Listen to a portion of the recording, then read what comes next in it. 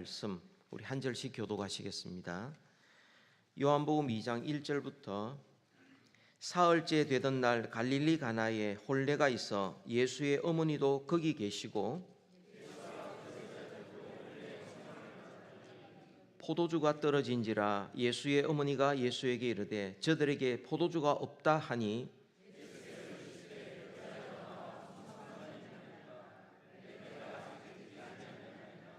그의 어머니가 하인들에게 이르되 너희는 무슨 말씀을 하시든지 그대로 하라 하니라.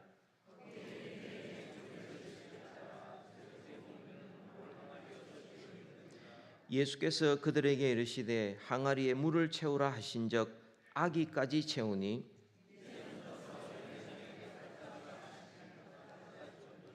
연회장은 물로 된 포도주를 맛보고도 어디서 났는지 알지 못하되 물 떠온 하인들은 알더라.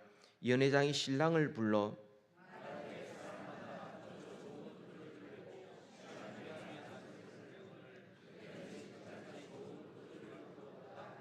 다 같이 예수께서 이 첫 표적을 갈릴리 가나에서 행하여 그의 영광을 나타내심에 제자들이 그를 믿으니라. 아멘. 올해 마지막 주일입니다. 이제 2025년도도 4일만 지나면 영원히 사라지게 됩니다. 되돌릴 수 없기 때문에 그렇습니다. 2000년을 들었으면서 우리가 새로운 천년이다 해서 불안과 또 기대를 가지고 시작했는데 그로부터 벌써 25년이 벌써 지나가 버렸습니다. 얼마나 세월이 빨리 지나가는지 모릅니다. 올해 여러분 어떻게 지내셨습니까? 여러분 새해를 시작하면서 기도한 대로 이루어졌습니까? 계획한 대로 여러분이 기대한 대로 올해 잘 사셨습니까? 무엇보다도 여러분의 신앙이 올해 좀 더 자랐습니까? 여러분의 가정이 좀 더 화목해졌고 온 가족들이 하나님 앞에 한 발짝 한 발짝 더 가까이 나아갔습니까? 여러분의 일터에서 하나님을 정말 섬기는 그런 마음으로 여러분이 타고나게 정직하게 성실하게 일터에서 일하셨습니까? 여러분이 새해를 시작하면서 좀 더 구체적으로 계획을 세우고 구체적으로 기도하면 여러분 연말을 되었을 때 평가를 할 때에 좀 더 평가하는 것이 분명해지게 될 것입니다. 이번 수요일 10시 30분에 우리 모여서 올 한 해 감사하고 또 새해 기도 제목을 적고 우리가 또 제출을 하고 한 해 동안 우리가 기도를 하게 될 텐데 여러분이 좀 더 구체적으로 또 측정 가능하게 또 여러분께서 그 모든 일들을 좀 시간을 정해두고 그냥 추상적으로 하지 말고 그렇게 기도 제목을 정하고 하다 보면 한 해 한 해 지나가면서 과연 내가 어디에 와 있는지 얼마나 성장했는지 아마 점검해 가실 수가 있을 것입니다.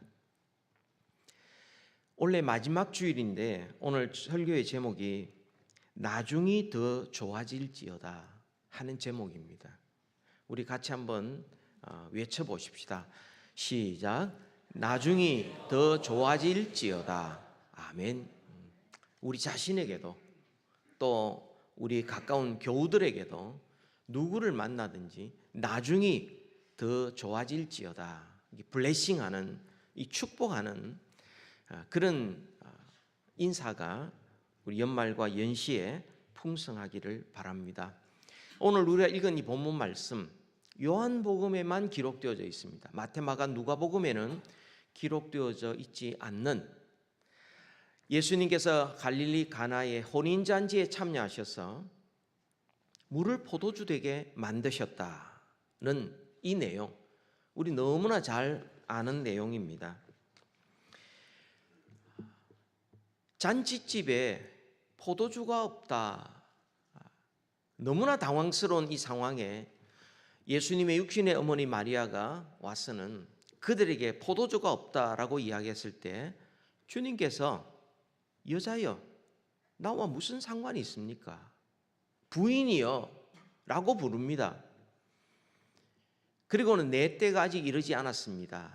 하나님의 때 아직 아닙니다 라고 말을 합니다. 굉장히 선을 분명하게 끊고 있습니다. 마리아는 종들에게 무슨 말씀을 하시든지 그대로 행하라 라고 부탁을 해둡니다. 정결 예식을 따라 사람들이 손과 발을 씻기 위해서 항아리를 두세 통이 거기에 잔치집이니까 많았겠죠.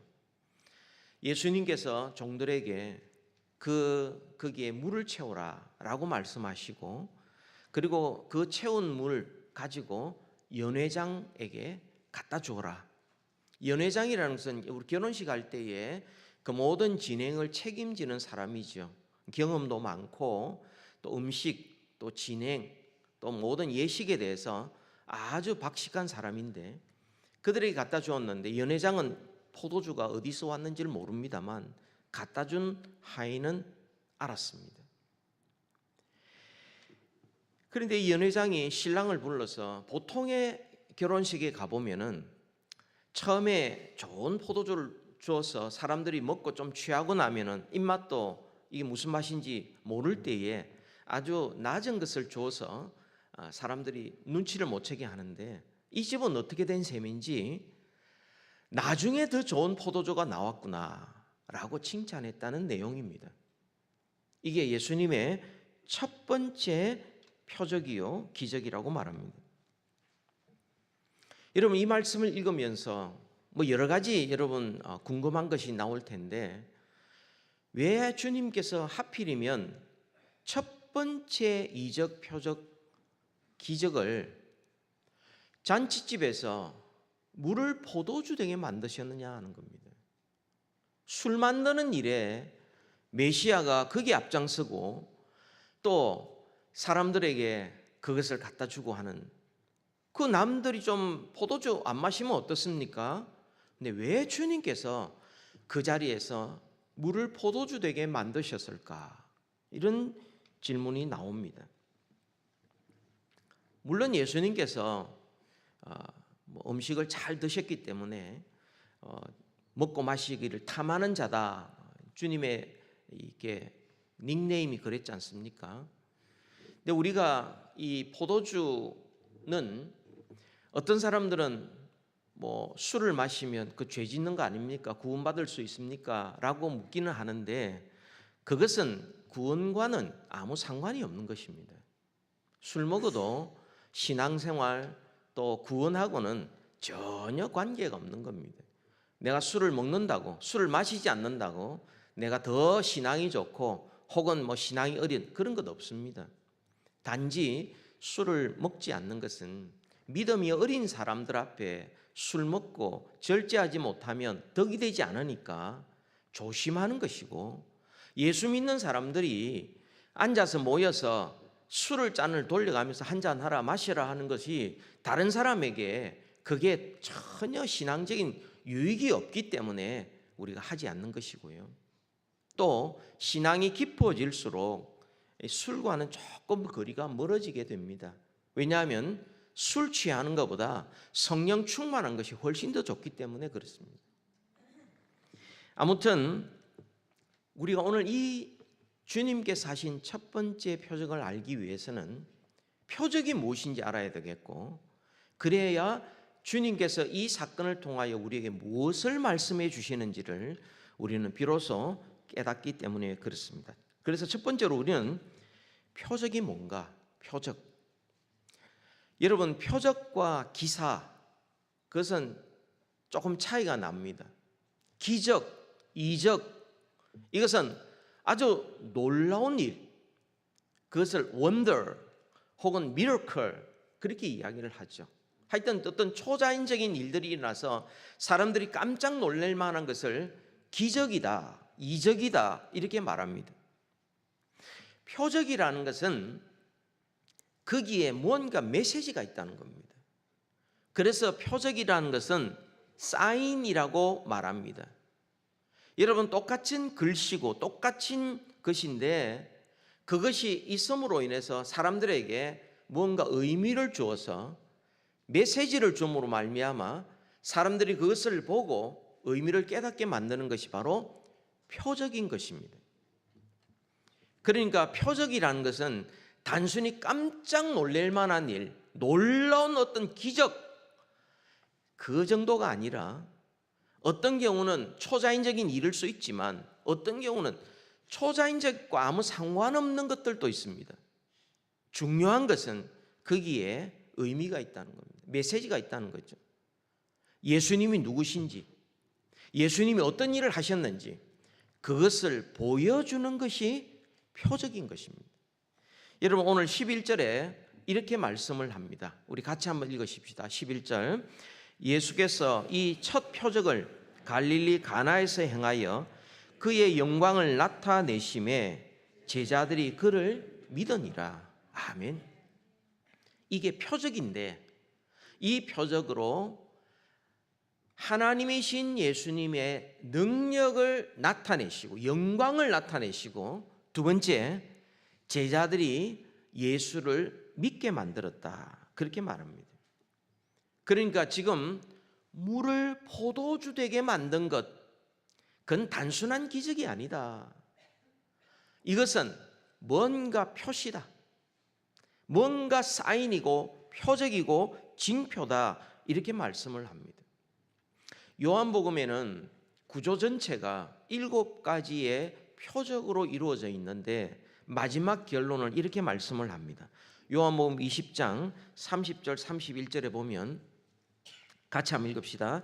예수께서 제자들 앞에서 이 책에 기록되지 아니한 다른 표적도 많이 행하셨으나 오직 이것을 기록함은 너희로 예수께서 하나님의 아들 그리스도이심을 믿게 하려 함이요 또 너희로 믿고 그 이름을 힘입어 생명을 얻게 하려 함이라. 아멘. 표적이라는 것은 사인인데 그것을 보고 예수를 믿고 예수를 믿음으로 생명을 얻게 하는 것이 바로 표적이라는 것입니다. 그러면 오늘 말씀, 물이 포도주게 되게 한 것이 예수님이 누구신가? 예수님이 도대체 어떤 분인가? 그것을 믿게 만들고 예수를 어떤 분인지 믿게 함으로 생명을 얻게 하는 사건이라는 것입니다. 그러니까 단순히 이 사건은 그냥 예수님의 능력이 있다, 그 참 재미난 이야기다, 끝나서는 안 되는 겁니다. 예수님께서 첫 번째 표적이라고 그랬어요. 예수님께서 못 보는 사람 보게 만들고 못 걷는 사람 걷게 만들고 죽은 사람 일으키고 이런 일들을 행하지 않고 포도주가 떨어진 자리에 물을 포도주게 만든, 이걸 하필이면 첫 번째 표적으로 만드셨다. 여기에는 하나님께서 우리에게 주시는 귀한 메시지가 있다 하는 겁니다. 오히려 죽은 자를 살리는 것보다, 오히려 못 보는 자를 보게 하는 것보다 더 분명하게 예수님이 메시아시고 우리의 구원자시고 예수님께서 우리에게 생명을 주시는 분이다, 바로 그것이 바로 이 사건의 목적이라는 것입니다. 그러면 이 표적을 알기 위해서 이 표적에 우리에게 주시는 메시지가 뭔지를 우리가 살펴보면, 이 표적은 인간의 현실을 보여줍니다. 모든 인류의 형편을 나타내는 표적입니다. 사인입니다. 우리 1절부터 6절까지의 말씀이 있는데 우리 한 번 더 같이 읽도록 합니다. 사흘째 되는 날 갈릴리 가나에 혼인이 있어 예수의 어머니도 거기 계시고 예수와 그 제자들도 혼례의 청함을 받았더니 포도주가 떨어진지라. 예수의 어머니가 예수에게 이르되 저들에게 포도주가 없다 하니 예수께서 이르시되 여자여 나와 무슨 상관이 있나이까?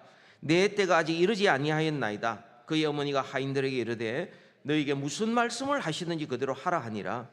거기에 유대인의 정결 예식을 따라 두세 통 드는 돌 항아리 6이 놓였는지라. 아멘. 이 표적이 언제 일어났느냐? 사람들이 큰 기쁨이 있는 결혼잔치 가운데 포도주가 떨어진 데부터 시작이 됩니다. 이게 중요한 표적입니다. 여러분, 잔치하는 자리에 포도주가 떨어졌다는 것은 우리에게 뭘 보여주느냐 하면 이것이야말로 인간의 현실을 보여줍니다. 우리 개인의 생애도 마찬가지고 인류도 마찬가지입니다. 사람들은 수많은 잔치를 행하지만 거기에 진정한 기쁨이 없다는 겁니다. 있다 할지라도 금방 사라진다는 겁니다. 그렇죠. 우리는 뭐 돈을 번다든지 아기가 태어난다든지 결혼을 한다든지 뭐 집을 산다든지 뭐 학교 입학을 한다든지 직장을 간다든지 생일을 맞이한다든지 사람들이 그때그때마다 잔치를 많이 하지만 여러분 그 순간뿐이고 마치고 나면 허전합니다. 또 외로워집니다. 금방 그쳐버립니다. 인간이 만들어낸 기쁨이라는 것은 영원하지도 않고 그것은 금방 식어버리는 겁니다. 결혼식 잔치에 포도주가 떨어진 것 같은 그런 일상을 우리는 살아가고 있는 것입니다. 사람들이 볼 때에는 막 잔치하는 것 같고 저 사람은 집에서 무슨 좋은 일이 일어나는 것 같고 뭔가 한 것 같지만 거기에 진정한 기쁨이 없는 겁니다. 많은 사람들이 거기에 춤을 추는 것 같고 노래를 부르고 있는 것 같지만 거기에는 온전한 기쁨이 없는 것이죠. 사람들이 만들어내는 그 기쁨, 사람들이 부러워할 만한 모든 잔치, 그것은 마치 포도주가 떨어지면 한순간에 없어지는 것처럼 바로 그런 인생을 살아가는 것이 우리 인간의 현실이라는 겁니다. 그래서 살다 보면 우리가 몇 주 전에 살펴본 대로 사람들이 잔치를 해도 별로 기쁘지 않습니다. 뭐 이 잔치 하니까 하는 거고 또 장례식을 해도 그렇게 슬프지 않습니다. 뭐 그런 거지 뭐 인생이 뭐 그런 거지 뭐 그렇게 살아가는 겁니다. 여러분 이 잔치에도 마찬가지입니다. 지금 포도주가 떨어졌는데 아무도 나서는 사람이 없습니다. 인생이 뭐 그런 거지 뭐 떨어질 수도 있는 거지 뭐 기뻐하다가 뭐 이 정도 하면 됐지 뭐 다 그렇게 하면서 인생은 이렇게 사는 거야 하면서 살아가는 모습, 바로 그것이 지금 포도주가 떨어져 있는 잔치집의 모습입니다. 여러분 지금 같으면 포도주가 떨어지면 어떻게 합니까? 빨리 달려가서 가게에 가서 포도주 사오면 되지 않습니까? 잔치 계속하면 되죠. 그러나 그 당시로는 그게 불가능한 일입니다. 솔직히 인간적으로는 해결이 불가능한 상태입니다. 이런 상태에 어떻게 한번 해보려고 인간적인 방법으로 나섰던 사람이 있습니다. 그 사람이 바로 마리아입니다. 마리아는 예수님이 태어난 것이 보통이 아니고 예수님께서 하나님의 아들로서 사신다는 것을 어느 정도 알고 있었기 때문에 예수님께 나와서 저들에게 포도주가 없다. 다시 말하면 인간적인 방법으로 접근합니다. 내 체면을 봐서라도 좀 기적을 좀 베풀어줘. 이 문제를 좀 해결해다오. 라고 기대하면서 예수님께 부탁을 합니다. 그때 예수님 뭐라고 대답합니까? 여자여 나와 무슨 상관이 있나이까? 내 때가 아직 이르지 아니하였나이다. 육신의 모친이 지금 와서 이 문제를 좀 해결해 달라는 것은 인간들이 쓰는 방법 중에 하나입니다. 그것은 인간관계를 강조하면서 좀 도와달라는 이야기입니다. 내가 너의 육신의 어머니지 않느냐? 우리 친척이지 않느냐? 좀 더 나아가면 우리는 어떤 사이냐? 이러면서 모든 인간관계를 동원해서 이 문제를 좀 도와달라고 부탁을 할 때에 예수님께서는 선을 껐습니다. 부인, 나와 무슨 상관이 있습니까? 내가 이 땅에 온 것은 하나님 아버지의 뜻을 행하려 온 것이지, 아무리 육신의 어머니라도 그런 인간적인 것 부탁받아서 그거 해결하려고 내가 이 땅에 온 것이 아니라는 것을 아셔야 됩니다. 분명하게 선을 건 겁니다. 당신의 생각과 내 생각은 다른 겁니다. 아무리 어려운 사람을 도와주는 것이 의미가 있고 그 사람들을 긍휼히 여겨서 불쌍한 사람 도와주는 것 좋은 의도로 할지라도 그런 식으로는 하나님의 뜻이 이루어지지 않는 겁니다. 주님께서 분명하게 말씀했습니다. 여러분, 왜 표적이 일어납니까? 왜 표적을 주님께서 행하십니까? 우리 기억하셔야 됩니다. 요한복음 20장에도 그렇고 오늘 본문 11절에도 그렇고 주님께서 표적을 행한 목적은 하나님의 영광을 드러내는 것이고, 그리고 예수님이 메시아인 것을 믿게 하여 생명 얻게 하는 것입니다.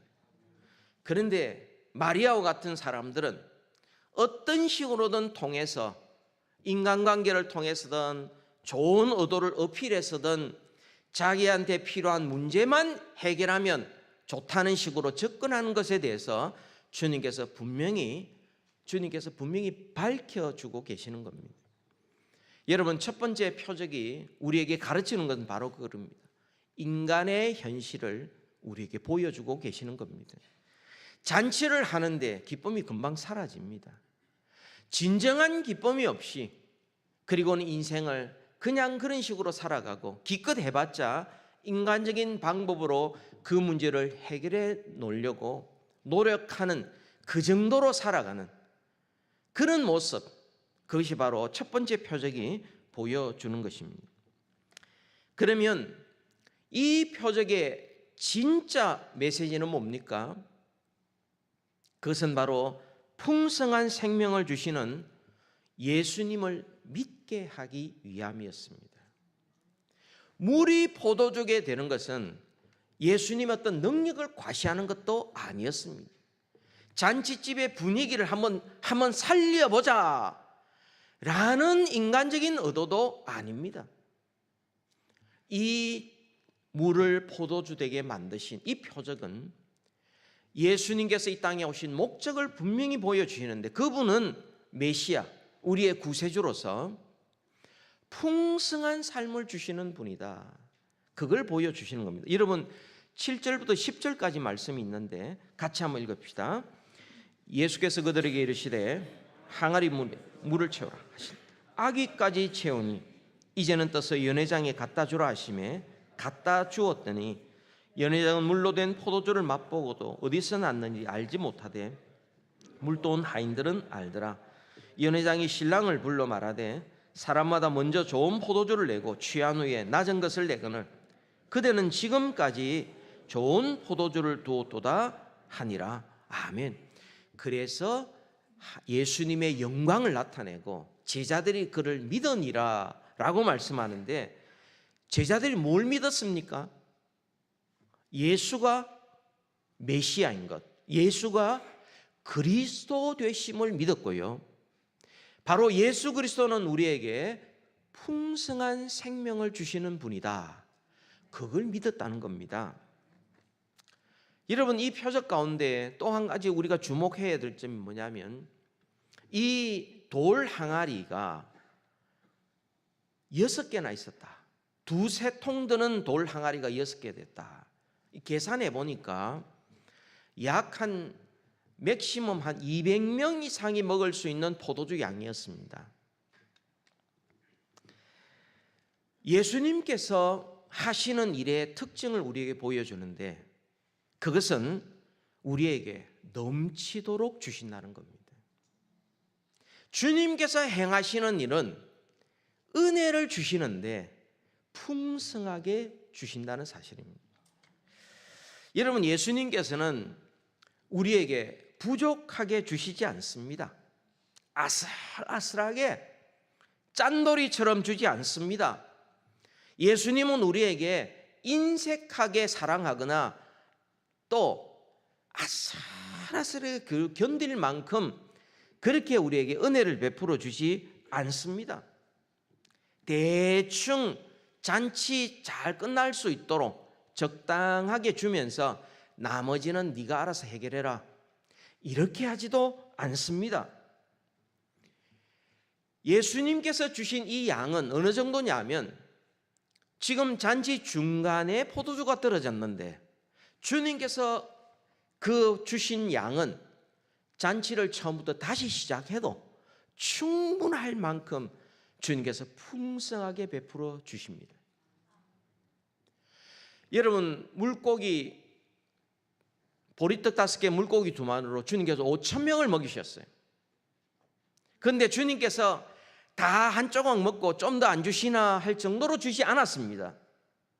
얼마만큼 주셨습니까?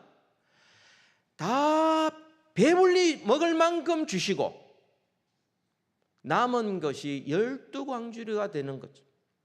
풍성하게 주신 겁니다. 은혜를 베풀어 주실 때에도 주님께서 부족하게 주지 않고, 사랑을 베풀 때도 주님께서 우리에게 부어주신다. 넘치도록 부어주십니다.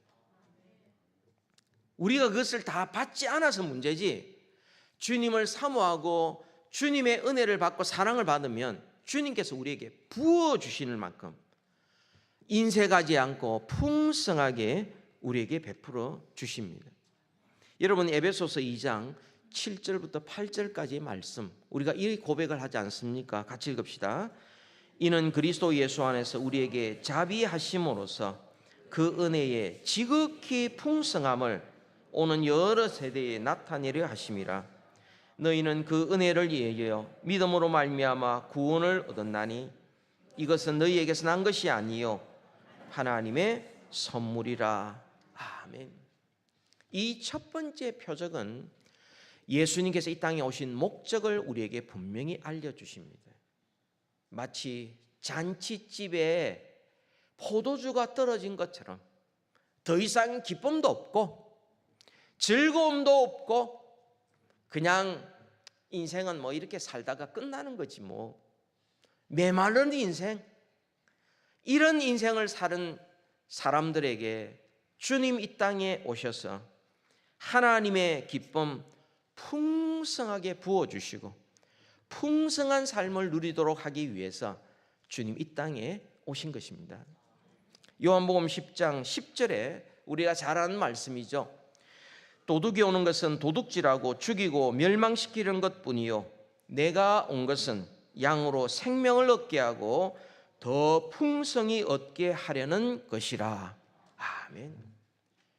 주님께서 이 땅에 오셔서 생명 주시고 풍성한 생명 누리도록 하기 위해서 주님께서 십자가에 죽으신 겁니다.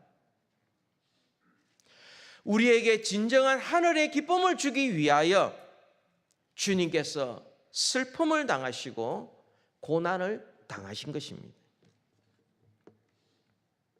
여러분은 예수님을 만나셨습니까? 예수님을 영접하셨습니까? 하나님의 사랑을 십자가에서 나타나신 그 예수님을 나의 주 나의 하나님으로 영접하셨습니까? 여러분의 가정이 과연 예수님을 구주와 주님으로 모시고 살아가고 있습니까? 그렇다면 생명이 있고 더 풍성한 삶을 누리는 그런 인생과 가정이 될 수 있는 겁니다. 인간적으로 아무리 찾아다녀도 물질과 명예와 나의 지위를 갖춘다 할지라도 여러분 그건 금방 사라집니다. 참된 기쁨이 없습니다. 풍성한 삶이 없습니다. 예수님께서 십자가에 죽으시고 우리에게 생명 주실 뿐만 아니라 풍성한 생명을 주실 때만이 비로소 만족할 수 있는 것, 바로 그것을 우리에게 보여주신 것이 첫 번째 표적인 것입니다. 우리 교회도 마찬가지입니다. 다른 것으로는 우리 풍성함을 누릴 수 없습니다. 숫자, 재정, 건물, 그것으로는 안 됩니다. 예수님께서 주인이 되어주시고 예수님께서 우리 가운데 사실 때에 우리는 풍성한 삶 누릴 수 있는 것이죠. 넘치는 삶을 누릴 수 있는 겁니다. 여러분 요한복음 15장에도 이렇게 말씀합니다. 같이 읽겠습니다. 요한복음 15장 5절과 11절의 말씀입니다. 나는 포도나무요 너희는 가지라. 그가 내 안에 내가 그 안에 거하면 사람이 열매를 많이 맺나니 나를 떠나서는 너희가 아무것도 할 수 없음이라. 내가 이것을 너희에게 이르면 내 기쁨이 너희 안에 있어 너희 기쁨이 충만하게 하려 함이라. 아멘. 이 기쁨은 인간이 만들어낼 수 있는 것이 아닙니다. 이 기쁨은 어떤 기쁨입니까? 예수님의 기쁨입니다.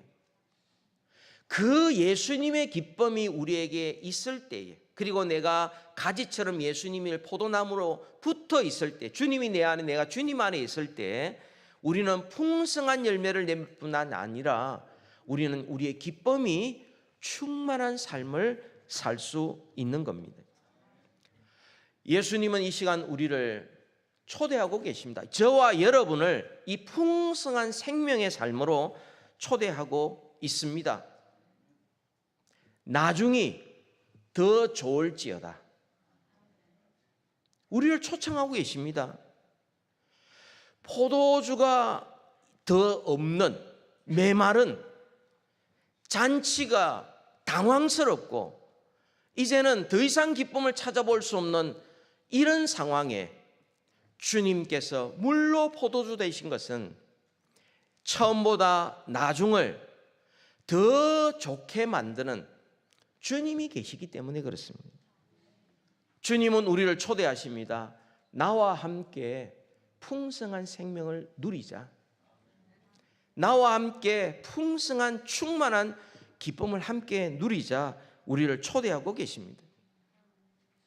여러분, 하나님이 하시는 일을 자세히 살펴보면 시간이 지날수록, 세월이 갈수록 처음보다 나중이 더 좋아지는 특성이 있습니다. 이것은 진화 때문에 그런 것이 아닙니다. 이것이야말로 창조의 하나님이 새 창조 이루어가기 때문에 그렇습니다. 물을 최고의 포도주로 변화시켰듯이 이 세상에 오신 예수님을 영접하고 믿고 순종하면 우리는 더 이상 피조물이 아니라 하나님의 자녀되는 권세를 얻습니다. 하나님 나라 상속자가 됩니다. 우리는 더 이상 첫 번째 창조에 속한 자가 아니라 우리는 새 창조에 속한 자가 되고요. 우리는 더 이상 에덴 동산에 사는 것이 아니라 우리는 영광스러운 아버지의 집에서 영원히 살게 되는 겁니다. 신앙생활이 이런 겁니다. 세월이 갈수록, 시간이 갈수록 처음보다 나중이 더 좋아지는 겁니다. 그 사람은 후패하지만 우리의 속 사람은 날로 새로워지는 겁니다. 처음보다 나중이 더 좋아지는 겁니다. 우리 육신은 점점 이 땅에서 흙으로 돌아갈 것입니다. 별 수 없습니다. 그러나 우리는 영원한 주님 앞에서 영생을 누리는 처음보다 나중이 더 좋아지는 그런 삶을 우리는 살아가게 될 것입니다. 이 땅의 삶이 전부가 아니요, 하늘에서 주님과 함께 영광을 누리는 영광스러운 삶을 우리는 살게 될 것입니다. 예수 그리스도 안에 있는 자들은 늘 우리 자신들에게 혹은 다른 사람들에게 이런 축복을 하셔야 됩니다. 나중이 더 좋아질지어다. 우리 같이 한번 서로에게 서로 축복하십시다. 나중이 더 좋아질지어다.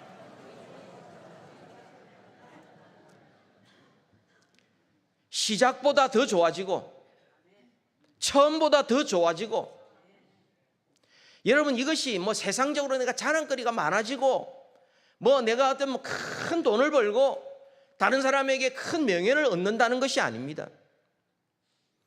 처음보다 점점 도와진다는 것은 우리가 예수 그리스도를 닮아가는 것이고 하나님 나라 백성다워지는 것이고 영광의 주님을 사모하기 때문에 주의 거룩함이 우리 가운데 더 충만해진다는 이야기입니다.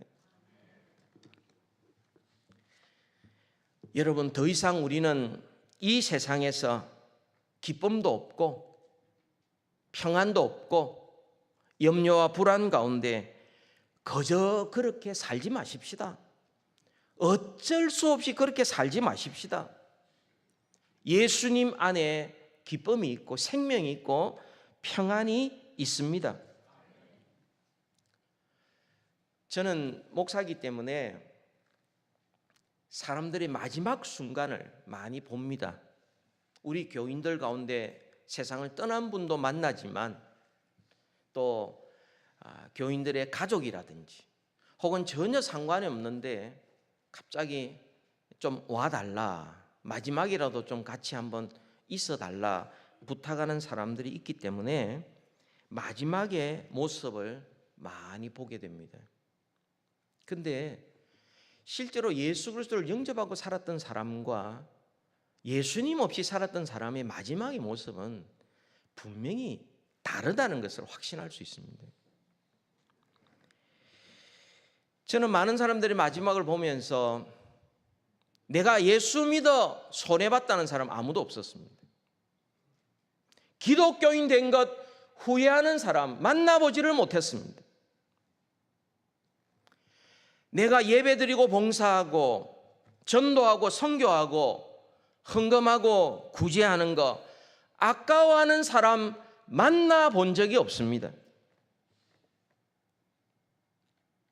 마지막 호흡을 다닫으면서 내가 하나님 앞에 더 예배드려야 되는데, 더 충성해야 되는데, 내가 주님의 일에 더 참여해야 되는데 그건 못해서 아쉽다는 사람들은 많이 만날 수 있었습니다. 그런데 기독교인이 아니고 예수님 없는 사람들은 마지막 순간에 분노합니다. 불안해합니다. 후회합니다. 그리고 가장 큰 특징이 뭐냐? 억울해합니다. 내가 왜 그렇게 살았을까? 인생이 마지막 이 모습인데 내가 뭘 그 붙잡고 살았을까? 후회하는 것, 억울해하는 사람 많이 보았습니다. 사랑하는 성도 여러분, 여러분 모두 처음보다 나중이 더 좋아지기를 축복합니다. 올해보다 내년이 더 아름답기를 축복합니다. 이 세상에서보다 저 천국에서 사람들 앞에서보다 하나님 앞에서 더 빛나고 영광스러운 삶을 사시기를 우리 주님의 이름으로 축복합니다. 기도하겠습니다. 하나님 아버지, 은혜를 감사합니다. 주님 이 땅에 오셔서 첫 번째 표적을 나타내셨는데 인간의 현실을 우리에게 가르쳐 주시고, 주님은 풍성한 삶을 우리에게 약속하실 뿐만 아니라 오직 주님만이 충만한 기쁨, 영광스러운 삶을 우리에게 주실 수 있음을 우리에게 가르쳐 주시니 감사합니다. 이제부터 주님 모시고 살고 주님 믿고 주님에게 순종함으로 말미암아 하나님 지금보다 나중이 더 잘되고 올해보다 내년이 더 좋고 하나님 이 땅에서보다 저 천국에서 더 아름답게 빛나는 인생들 다 되게 하여 주옵소서. 예수님 이름으로 기도하옵나이다.